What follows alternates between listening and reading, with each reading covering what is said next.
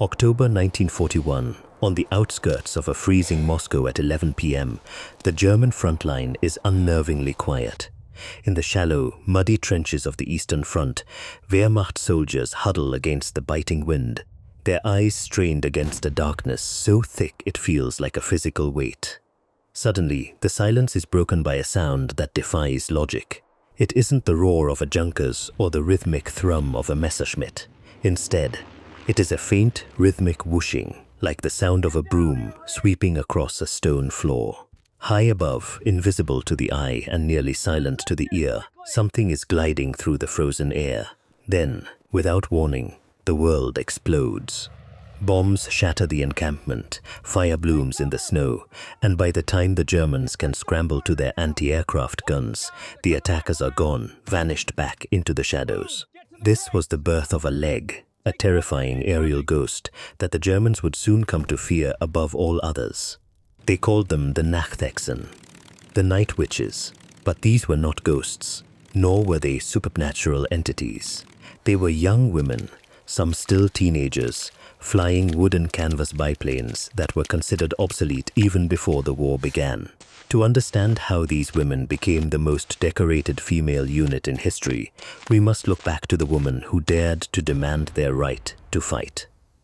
In the summer of 1941, the Soviet Union was reeling from the onslaught of Operation Barbarossa. As the German war machine tore through the heartland, Major Marina Raskova, a national hero known as the Soviet Amelia Earhart, received thousands of letters from women across the country. They didn't want to work in factories or sew bandages. They wanted to fly. They wanted to kill the invaders. Raskova was a woman of immense political influence and iron will. At 2 p.m. on a crisp autumn afternoon, she stood before Joseph Stalin and presented a proposal that would change the course of military history. She argued that women were not only capable of combat, but were a resource the motherland could no longer afford to ignore. Under her pressure, Stalin signed Order Number 0099, authorizing the creation of 3 all-female aviation regiments. The most famous of these would be the 588th Night Bomber Regiment. The volunteers who flocked to the recruitment centers were diverse, ranging from university students to factory workers. Most had never held a weapon, let alone piloted an aircraft. They were issued oversized men's uniforms and boots that they had to stuff with torn-up rags just to make them fit. They were sent to the small town of Engels for training that was compressed from years into a few grueling months. They trained for 18 hours a day, mastering navigation, mechanics, and the art of flying by the stars. Their primary tool was the Polikarpov Po-2. It was a plane made of plywood and fabric, designed in the late 1920s for crop dusting and training. It was slow. It offered zero protection from bullets or the elements, and it had no radio and no parachutes. To carry a full bomb load, the pilots had to sacrifice even the most basic safety equipment. Yet, it was this very fragility that became their greatest weapon. Because the planes were made of wood, they were almost invisible to German radar. Because they were so slow, they could fly at speeds lower than the stall speed of the German Messerschmitts, making them nearly impossible to shoot down in a dogfight. These women didn't just fly, they hunted. They developed a terrifying tactic where they would fly toward their target, cut their engines several kilometers away, and glide in total silence through the night. The only warning the Germans had was that eerie whistling of the wind through the biplane's wire stays. It was a psychological torment that drove the seasoned German pilots to the brink of madness. Any German pilot who managed to shoot down a night witch was automatically awarded the Iron Cross, a testament to the respect and fear these women commanded. The legacy of the night witches extends far beyond the thousands of sorties they flew or the tons of explosives they dropped. They shattered the glass ceiling of the cockpit during an era when the world believed women were too fragile for the rigors of war. They fought 2 enemies, the German invaders in front of them, and the deep-seated skepticism of their male comrades behind them. Their story is one of impossible bravery, written in the cold, dark skies of a crumbling Europe. They proved that courage is not defined by the strength of an engine or the thickness of armor, but by the fire within the soul. Long after the engines of the Po-2s fell silent and the wooden frames rotted away, the echoes of their silent glides remain. They stand as a haunting reminder that even in the darkest night, there are those who will rise unbidden and unafraid to def their home, leaving a trail of fire and a legacy of defiance that time can never erase.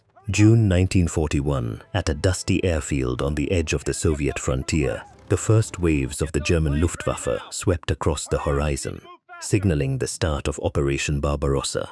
In the path of the most advanced air force in the world sat rows of a machine that appeared more suited for a museum than a modern battlefield. This was the Polikarpov Po-2, a biplane designed in 1928 that the Soviet pilots would later come to call the flying coffin. To the casual observer, it was an engineering relic, a fragile skeleton of wood and fabric that looked as though it might disintegrate if caught in a stiff breeze. Yet, this humble crop duster and trainer would become one of the most psychologically devastating weapons of the Eastern Front, proving that in the hands of the determined, an obsolete design can become a masterpiece of unconventional warfare. The Po-2 was the brainchild of Nikolai Polikarpov, a man who understood that simplicity was a form of resilience. Its airframe was constructed primarily of spruce and plywood, with most of the fuselage and wings covered in a thin, doped canvas skin. There was no armor plating to protect the crew, no self-sealing fuel tanks to prevent catastrophic fires, and for much of the war, not even a radio to coordinate with ground command. The engine was a modest 5-cylinder Shvetsov M11 radial, producing a mere 100 horsepower. It was so underpowered that its top speed barely scratched 95 miles per hour, a velocity that most German fighters surpassed just to stay in the air. By 10 p.m. every evening, the crews of the 588th Night Bomber Regiment would begin their preparations. Because the aircraft could only carry 2 bombs at a time, often weighing no more than 100 kilograms each, the pilots had to fly multiple sorties in a single night. A typical crew might fly 8, 10, or even 18 missions before the sun began to peek over the horizon at 4 a.m. the following morning. Every ounce of weight mattered.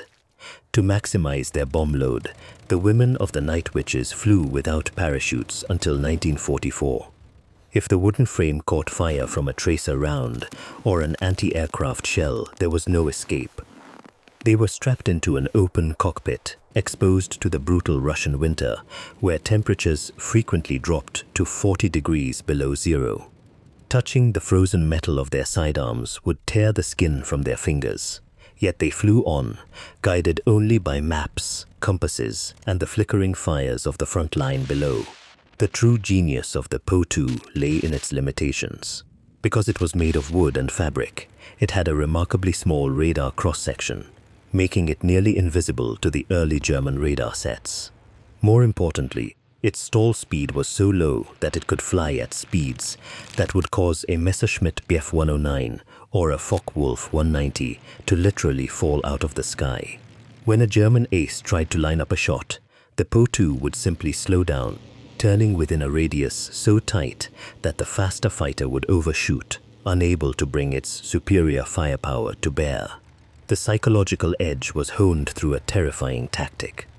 As they approached a German encampment, usually around 2:30 a.m., when the soldiers were in their deepest sleep, the pilots would throttle their engines back to idle or shut them off entirely. The biplane would glide silently through the darkness, the only sound being the eerie whistling of the wind passing through the wire bracing between the wings. To the Germans on the ground, this sound was the only warning they received before bombs began to rain down on their tents and fuel depots. They compared the sound to the sweeping of a broom, which gave birth to the leg of the Night Witches. This engineering paradox turned a trainer into a terror. The Germans were so frustrated by these wooden ghosts that they promised the Iron Cross to any pilot who could confirm a Po-2 kill. Yet, the kills were hard won. The aircraft was incredibly easy to repair. A hole in the wing could be patched with a bit of spare canvas and some glue, and the engine was so simple it could be maintained in the middle of a muddy field with basic tools. It was a machine built for a war of attrition, designed to be cheap, replaceable, and relentless. Looking back at the charred remains of the airfields and the silent forests of Eastern Europe, the legacy of the Po-2 is not one of technical superiority, but of the triumph of human ingenuity over industrial might. It serves as a profound reminder that the effectiveness of a machine is measured by the spirit of those who command it.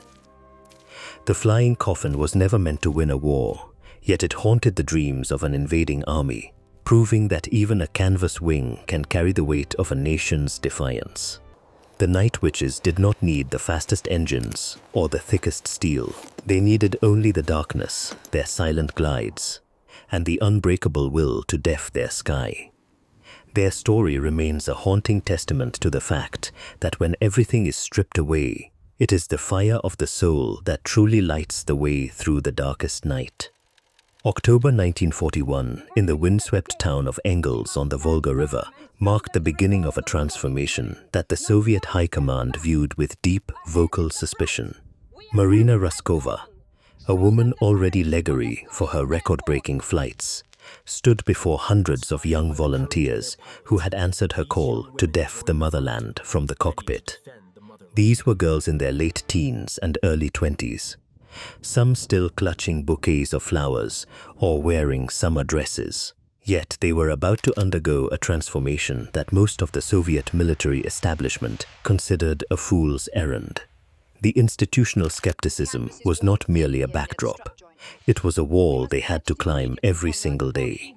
While the men of the Red Air Force were granted the latest Yak and MiG fighters, these women were handed the keys to the Polplakapov Po-2, a biplane made of plywood and canvas that was already considered a relic of a bygone era. The male commanders didn't bother to hide their disdain. They called the women little sisters and joked that the only thing they would be good for was sewing buttons onto uniforms or serving tea to the real pilots. Even the logistic reflected this lack of faith. When the women arrived at the training facility, there were no flight suits, jackets, or boots designed for female bodies. They were issued oversized men's uniforms and boots so large they had to stuff them with torn-up newspapers and old rags just to keep them from flying off during maneuvers. It was a humiliating, clumsy start, but the women of the 588th Night Bomber Regiment turned that humiliation into a quiet, burning resolve. They cut their hair short, discarded their civilian identities, and embraced a life of brutal, unrelenting labor. Training began at 5 a.m. and rarely concluded before the stroke of midnight. In a desperate bid to get these pilots to the front as the German Wehrmacht pushed toward Moscow, the Soviet command ordered a curriculum that normally took 3 years to be completed in just 6 months. The pressure was suffocating. They studied navigation, theory of flight, and the complex mechanics of their primitive engines in freezing, poorly lit classrooms during the day. As evening approached, the real work began. By 8 p.m., the air over Engels was filled with the rhythmic hum of biplanes as the women practiced night landings and formation flying without the aid of radio communication or modern instruments. They had to learn to read the stars and the subtle shapes of the landscape in total darkness. Every hour spent in the air was a battle against the elements. The Po-2 featured an open cockpit, meaning the pilots were exposed to the biting Russian wind that could drop to 30 degrees below zero. Ice would form on their goggles, and their fingers would often freeze to the control sticks, peeling away skin when they finally landed. Yet they stayed in the sky. At 2 a.m., while the rest of the base slept, Raskova students were often still awake, huddled over maps by candlelight, memorizing every landmark and every potential anti-aircraft position they might encounter. They were not just learning to fly. They were learning to survive in a machine that offered absolutely no armor and no parachutes. The skepticism within the ranks of the Red Air Force was a constant shadow. Senior officers frequently visited the training grounds, expecting to find chaos or incompetence. Instead, They found a level of discipline that often surpassed the male regiments. The women became experts at improvising. When they lacked proper tools, they used hairpins to adjust delicate instruments. When they lacked warmth, they huddled together in their barracks, reinforcing the bonds of sisterhood that would soon be their greatest asset on the front lines. They knew that a single failure by one of them would be used as an excuse to disband the entire project. So they allowed themselves no room for error. By the time their training neared its conclusion in the spring of 1942, the laughter from the male pilots had begun to fade, replaced by a cautious, grudging respect. These women had mastered the art of the silent glide, learning how to cut their engines miles from a target to approach in total stillness, a tactic that would later earn them their terrifying nickname. They had turned a crop duster into a weapon of psychological warfare. They were no longer just trainees. They were a precision instrument forged in the fires of prejudice and the ice of the Russian winter. The legacy of this rigorous training goes far beyond the technical skills they acquired. It remains a testament to the power of proving one's worth when the world expects nothing but failure. The night witches were not born out of a desire for glory, but out of a necessity to survive and a refusal to be sidelined in their nation's darkest hour.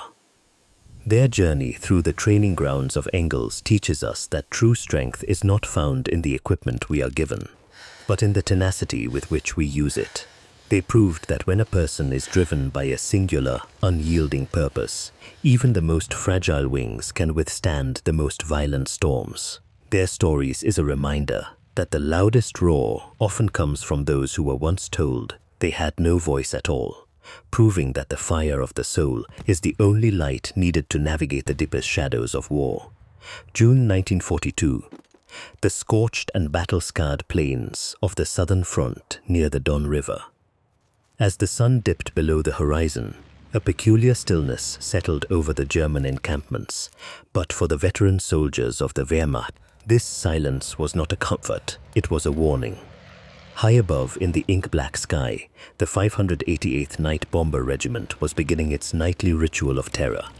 They arrived not with the thunderous roar of heavy engines, but with a ghostly, rhythmic whistling that seemed to come from everywhere and nowhere at once.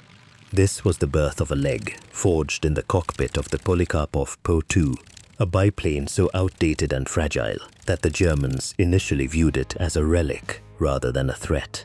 Made of little more than plywood and canvas, the Po-2 was a trainer aircraft designed for crop dusting and basic instruction. Yet in the hands of these determined women, it became the most feared psychological weapon on the Eastern Front. The secret to their terrifying efficiency lay in a tactic born of necessity and daring. Because the Po-2 was painfully slow, with a top speed that barely exceeded 90 miles per hour, it was an easy target for modern Messerschmitt fighters and anti-aircraft batteries if spotted. To counter this, the pilots developed a method of stealth that defied conventional aerial warfare. As they approached their target area, usually around 11 p.m. or midnight, the pilots would throttle their engines back to an idle or shut them off entirely. In the sudden, eerie silence, the biplanes would enter a long, shallow glide toward the German lines. The only sound that remained was the wind rushing through the wire braces between the wings, creating a soft, sweeping hiss. To the German soldiers huddled in their trenches, this sound was chillingly reminiscent of a broomstick sweeping across the floor. It was this haunting auditory signature that led the Germans to bestow upon them the moniker Nachthexen, or the Night Witches. By 1 a.m., the psychological toll on the ground troops was immense. The Germans found themselves locked in a state of perpetual hypervigilance, unable to sleep for fear of a silent death falling from the stars. The Night Witches were relentless, often flying 15 to 18 sorties in a single night. To compensate for the small bomb load of the Po-2, they would return to their makeshift airfields, reload, and be back in the air by 2:15 a.m., navigating by nothing more than maps, stopwatches, and the stars. They flew without parachutes to save weight, preferring to carry an extra bomb rather than a means of escape. If their wooden planes caught fire from a lucky tracer round, they had no choice but to ride the flaming coffin down to the earth. The irony of the night witches was that their greatest weakness was also their greatest strength.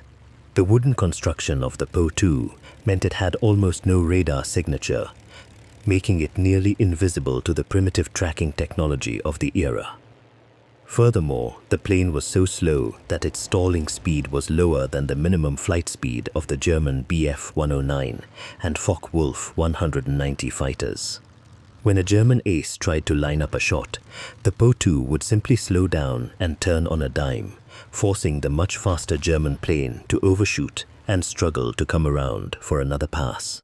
The frustration among Nazi pilots grew so intense that any German flyer who managed to down a night witch was automatically promised the Iron Cross. As the war progressed, the legacy of the 588th became a symbol of the indomitable human spirit. They were young women, many in their late teens or early 20s, who had been told that combat was a man's domain. Yet, they flew 30,000 missions and dropped over 23,000 tons of bombs, becoming the most highly decorated female unit in the Soviet Air Force. They did not just participate in the war. They redefined the boundaries of what was possible in the face of overwhelming odds. They turned a fragile piece of farm machinery into a harbinger of doom, proving that the most effective weapon is not the one with the most firepower, but the one wielded with the most courage. Their story remains a poignant reminder of the unseen forces that shape history. The Night Witches did not seek glory. They sought the liberation of their homeland, and in doing so, they etched their names into the constellations they used for navigation. They remind us that true power is often found in the quietest moments, in the hushed glide of a wooden wing through a cold midnight sky. Their legacy is not found in the wreckage of the planes they flew, but in the uring truth that no shadow is too dark to fly through if you have the will to reach the other side. They were the ghosts of the Eastern Front, the silent hunters of the night, whose echoes still whisper through the annals of time, telling us that even the smallest spark can set the darkness ablaze. June 8, 1943, over the salt marshes of the Taman Peninsula, the air hummed with a sound that haunted German dreams. To the soldiers in the trenches below, it sounded like the soft brushing of a broom against the sky, a rhythmic whoosh that signaled death was approaching on silent wings. These were the women of the 588th Night Bomber Regiment, and by this stage of the war, their presence was no longer a myth but a terrifying reality. The attrition they inflicted was not measured merely in destroyed fuel depots or shattered supply lines, but in the slow, grinding erosion of the enemy's sanity. Every night, as the sun dipped below the horizon, the ritual began. At 9 p.m., the engines of the Polikarpov Po-2 biplanes would sputter to life. These machines were relics of a bygone era, constructed from little more than plywood and cotton canvas. They were so fragile that a well-placed burst of machine gun fire could shred them to splinters. Yet they possessed a peculiar advantage that confounded the Luftwaffe, because their maximum speed was slower than the stalling speed of the Messerschmitt fighters sent to intercept them. The German pilots found it nearly impossible to line up a shot. The heavy, sophisticated fighters would simply overshoot their targets, unable to match the agonizingly slow pace of the wooden ghosts. The courage required to fly these missions is difficult to overstate. To maximize their payload, the pilots made a choice that seems unthinkable today. They flew without parachutes. Every ounce of weight saved meant another bomb could be strapped to the wings. If their plane caught fire, there was no escape, no safety net, and no second chance. They flew low, often just above the treetops, navigating by nothing but a compass and the stars. When they neared a target, they would cut their engines entirely, gliding through the darkness in total silence. The only warning the Germans had was the eerie whistling of the wind through the biplane's wire stays. By 2 a.m. on the most intense nights, a single crew might have already completed 5 sorties, returning to base only to refuel, rearm, and take off again. This was a war of urines. On one particularly brutal night in July 1943, the regiment faced its greatest test.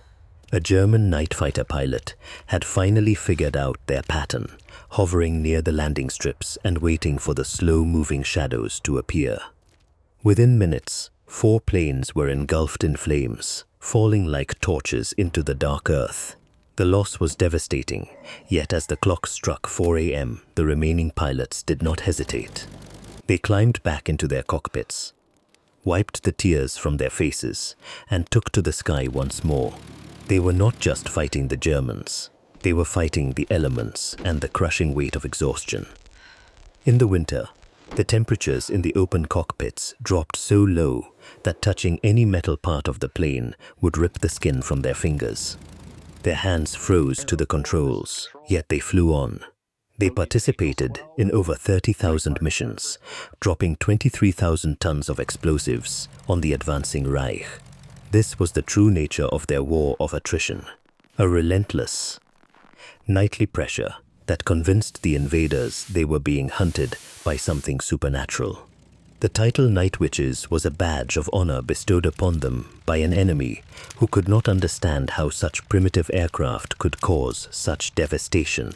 It was a name born of fear and grudging respect. But beneath the myth were young women who had traded their youth for a seat in a wooden cockpit and a chance to def their homeland. They did not have radar, they did not have armor, and they did not have an exit strategy. All they had was a fierce, unyielding resolve and the wind in their faces. The legacy of the 588th is a testament to the fact that the most powerful weapon in any conflict is the human spirit.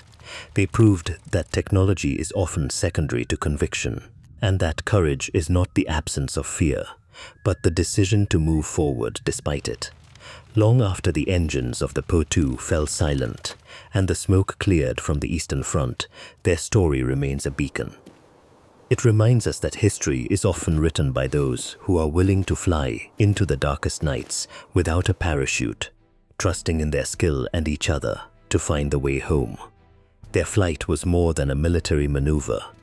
It was a defiant shout against the void, a reminder that even in the most desperate hours, there are those who will rise to meet the challenge, leaving a trail of fire across the stars to guide the generations that follow.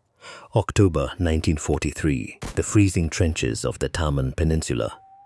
For the exhausted soldiers of the German Wehrmacht, the night was supposed to be a time for rest, a brief reprieve from the meat grinder of the Eastern Front. But as the clock struck 2 a.m., a chilling sound began to drift over the lines. It was not the roar of a modern engine or the whistle of falling artillery. It was a soft, rhythmic whooshing sound, like a silk cloth being dragged across the floor, or the bristles of a broomstick sweeping the sky. Suddenly, the silence was shattered by the deafening cracks of small-caliber bombs detonating directly over the German encampments. There were no flares, no warning sirens, and no visible targets. Within minutes, the mysterious intruders vanished into the blackness, leaving behind burning supply depots and terrified men who had begun to whisper a name that would soon haunt the entire Third Reich: the Nachthexen, or Night Witches. This was the Nazi response to an enemy they could neither understand nor easily defeat. To the German High Command, the idea of women pilots flying antiquated wooden biplanes was a tactical absurdity. Yet, the reality on the ground was a psychological catastrophe. The German soldiers were becoming neurotic. They were deprived of sleep, their nerves frayed by the constant, unpredictable harassment that began at sunset and lasted until dawn. By 3:15 a.m. on any given night, a single German outpost might be hit 5 or 6 times by these silent gliders. The frustration reached the highest levels of the Luftwaffe. German pilots, who prided themselves on flying the most advanced Messerschmitts and Focke-Wulfs in the world, found themselves humiliated by what they derisively called sewing machines or plywood coffins. The embarrassment was so acute that the Nazi leadership felt compelled to offer an unprecedented incentive.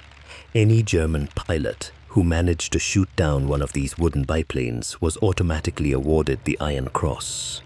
This was a decoration usually reserved for significant tactical victories or high numbers of aerial kills. Yet here it was being offered for a single, slow-moving crop duster. It was a testament to how desperate the Germans had become to clear the skies of the 588th Night Bomber Regiment. But earning that Iron Cross proved to be a lethal challenge. The Po-2 biplanes were made almost entirely of wood and canvas, which meant they had a minimal radar signature. More importantly, their maximum speed was lower than the stall speed of the German fighters. When a German ace tried to line up a shot at 11:45 p.m., he would often find himself flying too fast to stay behind the target. If he slowed down to match the witch's pace, his own heavy fighter would lose lift and fall out of the sky. As the body count rose and the fires continued to burn, Nazi propaganda began to churn out myths to explain away their failures. They couldn't admit that Soviet women were outmaneuvering the cream of the German Air Force through sheer skill and bravery. Instead, rumors were spread through the ranks that these women were not ordinary humans. German officers claimed the Soviet government was injecting the pilots with experimental chemicals that gave them the night vision of a cat. Others suggested they were all hardened criminals who had been given a choice between the gulag and the cockpit. They wanted to believe they were fighting monsters or scientific anomalies because the alternative, that they were being beaten by determined volunteers in wooden planes, was a blow to the very core of Nazi ideology. Yet, despite the bounty and the propaganda, the witches remained a constant shadow over the German retreat. They flew without parachutes to save weight for more bombs, and they flew in pairs to distract the searchlights. One pilot would draw the fire, while the other cut her engine to glide in silently for the kill. The psychological toll on the Germans was so great that men would refuse to leave their bunkers after dark, and the sound of the wind through the trees would trigger fits of panic. The Nazi response of fear and bounty only served to validate the effectiveness of the 588th. The Iron Cross, once a symbol of German military pride, became a bitter reminder of the high price they were paying to stop a group of women who refused to stay on the ground. Reflecting on this era, we see that the terror felt by the German forces was not just a reaction to the bombs, but a reaction to the shattering of their worldview. The Night Witches didn't just destroy fuel dumps. They destroyed the myth of technical and geo superiority that the Nazi machine was built upon. Their legacy is not found in the wreckage of the planes they left behind, but in the enduring truth that ingenuity and courage can turn a handicap into a legary advantage. They proved that the most powerful weapon on the battlefield is not the one with the most horsepower, but the one fueled by an unbreakable will. As we look back at those flickering silhouettes against the moonlight, we are reminded that history is often shaped in the quiet moments between the screams of engines, by those who are brave enough to fly into the dark and make the heavens their own. May 1945. Berlin stood as a jagged graveyard of masonry and scorched iron, the final destination of a conflict that had redefined the limits of human endurance. As the official instruments of sorrow were signed at 11 p.m. that evening, the roar of the guns finally ceased, leaving a silence that felt heavier than the bombardment itself. For the women of the 588th Night Bomber Regiment, this silence was familiar. It was the same quiet they had cultivated every night for 3 years, that terrifying hush created when they cut their engines to glide over German lines. But as the smoke of the Eastern Front cleared, a new challenge emerged. They were no longer the shadows in the sky. They were survivors in a world that was already beginning to forget the magnitude of what they had achieved. The legacy of the Night Witches is not found in the crumbling remains of the Polikarpov Po-2 biplanes, most of which were burned or scrapped shortly after the victory. Their true monument is the profound realization that the most underestimated tools can become the most devastating weapons when wielded with absolute conviction. These women flew over 30,000 missions in planes that were literally made of plywood and cotton, machines so slow that a modern car could outrun them on a highway. They flew without parachutes until 1944, knowing that a single incendiary bullet would turn their cockpit into a funeral pyre in seconds. They endured the biting frost of the Russian winter, where touching the metal of a machine gun at 2 a.m. could tear the skin from their fingers, and where the wind whipped through their open cockpits with the force of a frozen scythe. We must reflect on the sheer psychological weight they placed upon the shoulders of the German army. To the soldiers on the ground, the night witches were a supernatural force, a persistent, invisible terror that denied them the basic human necessity of sleep. The German High Command was so baffled by their success that rumors spread that the Soviet government was giving the female pilots special injections to give them the night vision of a cat. It was easier for the invaders to believe in science fiction than to accept that they were being outmaneuvered and outfought by women in crop dusters. By the time the war reached its conclusion, the 588th had produced 23 heroes of the Soviet Union, the highest honor the nation could bestow. Yet, as the survivors returned to civilian life, they found that the world they had saved was not always ready to acknowledge their scars. Many were encouraged to trade their flight suits for dresses and their maps for domestic duties. The Soviet state, which had relied on their bravery in its hour of desperation, began to push the story of the female regiments into the periphery of history. But you cannot ground a soul that has spent 1,000 nights navigating by the light of the stars. The night witches did not simply go back to the way things were. They became the architects of a new reality, proving that Jer is not a barrier to courage, and that the capacity for heroism is not determined by the sophistication of one's equipment. Their story is a testament to the power of the human spirit to trance the limitations of the material world. In an era where war was becoming increasingly mechanized, loud, and impersonal, these women brought a terrifying intimacy to the battlefield. They fought with their senses, feeling the lift of the wings through the soles of their boots and hearing the rustle of the wind against the canvas skin of their planes. They remind us that history is not just made by the powerful or the well-equipped, but by those who are willing to face the darkness with nothing but a compass, a few bombs, and an unbreakable bond with the person sitting in the cockpit behind them.